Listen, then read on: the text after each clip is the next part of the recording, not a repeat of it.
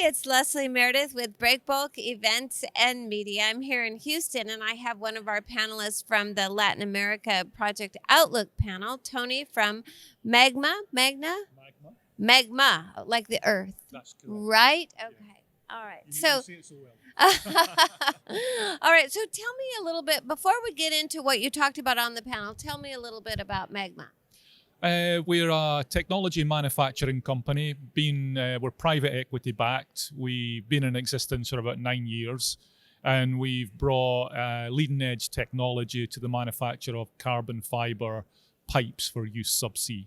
And it's a great technology. It's effectively like a space age type technology. It's leading edge, and the market has really responded very well to it, surprisingly well. That's so interesting. So how long has this technology been in existence?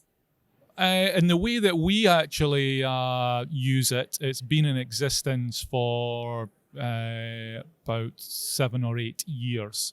But it's an expansion of carbon fiber technologies from the aerospace and from Formula One racing and from yacht masts in super yachts. So wow! It takes all that experience and comes up with a continuous manufacturing process. It's pretty neat. Oh, that is interesting, and I'm sure for research you have to get out there on those super yachts. I wish. I get seasick. All right. So, interestingly enough, you were on a panel about project opportunities, sectors to look at in Latin America. Where are the opportunities? Well, what I can say is that there are ample opportunities in Brazil, and we are really only focused on Brazil because it is the deep water market in the world. And so what we call the pre-salt, which is just a definition of reservoir, is prolific in its production of oil reserves. And what we're finding is a real push from Petrobras, the national oil company, and from the IOCs such as Exxon, Equinor, and others are pushing hard to develop these fields. So we just see it's not all developed yet. No, it's pre-salt is like a new phase of development offshore. So you're going into much deeper water, 2,500 meters, 3,000 meters. So the way that you extract that is through robotics, specialized ships, and hopefully using our specialized pipe.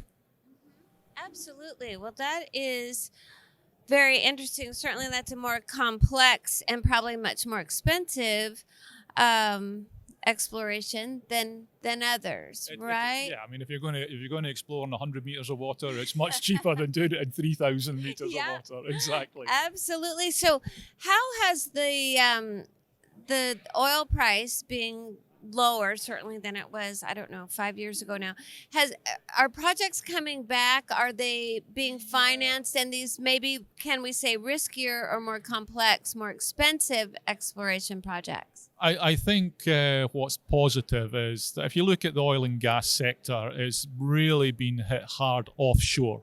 Offshore oil and gas has been hit really hard for, I would say, the last 4 years. And clearly the oil price has affected developments. What is becoming, it's easier for the operators to develop these fields is because they're proven reserves now. What I mean by that is these fields are already producing approximately 1.5 million barrels per day. And so it's the risk profile, it's much easier for the new companies to come in and spend the money to put more wells in and then develop the fields. So I think that, yes, it's coming back. I would say that Brazil is most likely ahead of the curve. And what I mean by that is deep water projects elsewhere are a bit slower, but because of the reserves in Brazil that are known to be there, the appetite has come back. Excellent. So what is the business climate in Brazil for this kind of work or other projects?